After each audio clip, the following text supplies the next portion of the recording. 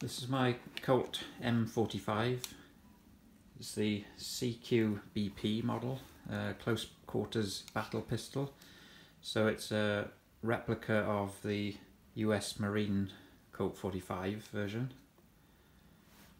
I've got it in the flat dark earth colour.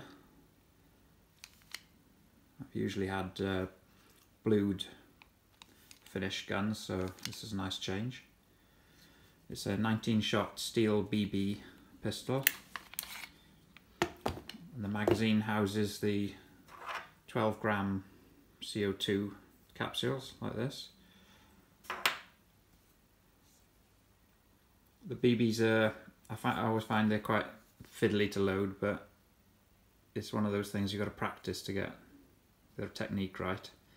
The only thing I'm not too keen on with the loading of this pistol is when you pull the spring down, it locks in there, and quite often it does pop up without you wanting it to. So I want it to work every time now I video it. Yeah, well,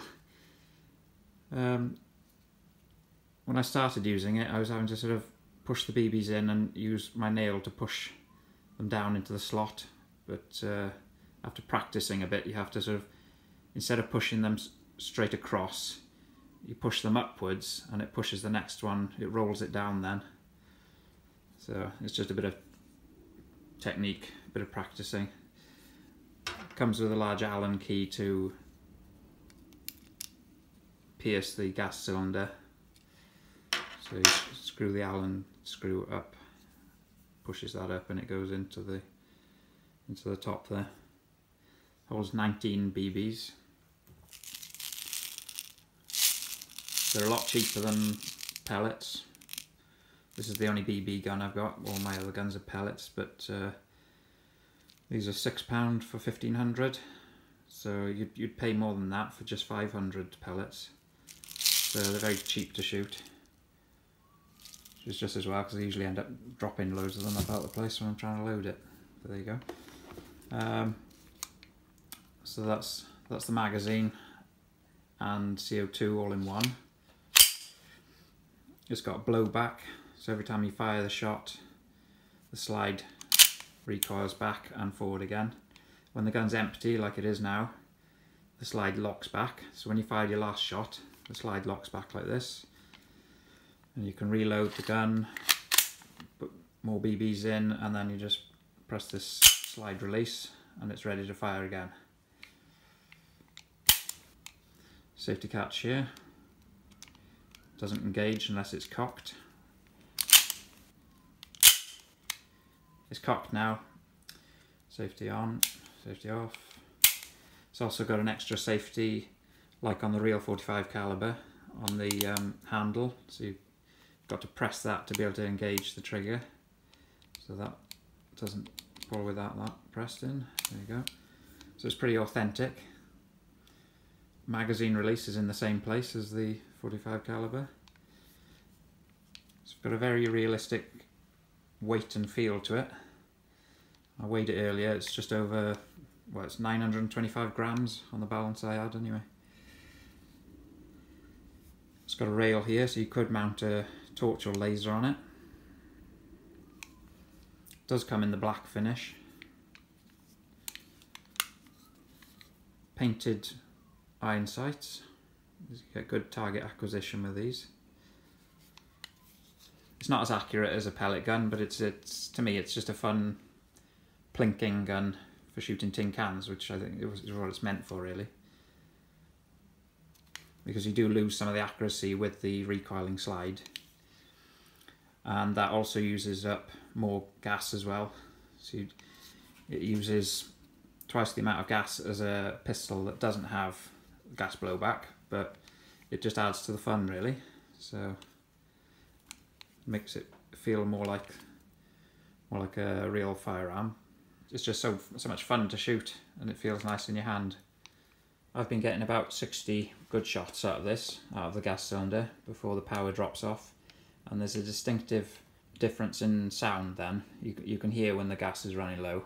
The sound changes when you're firing it.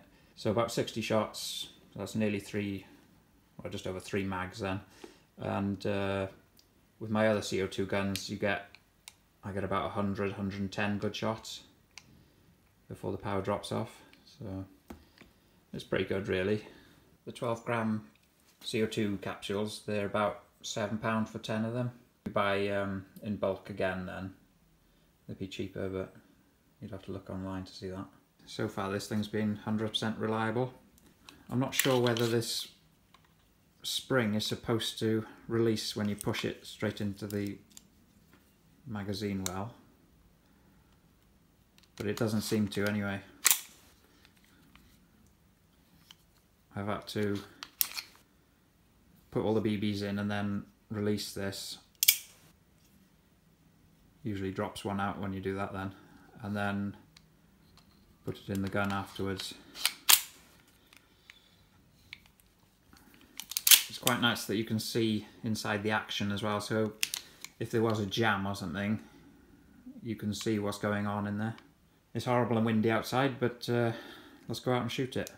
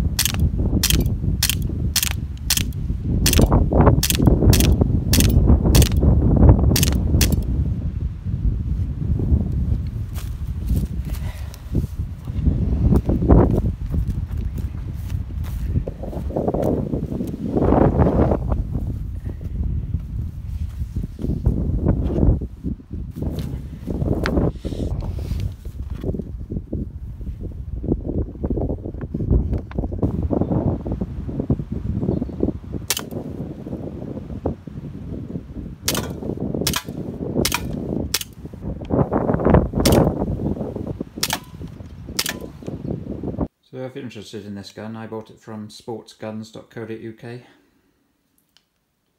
think it was $149.99.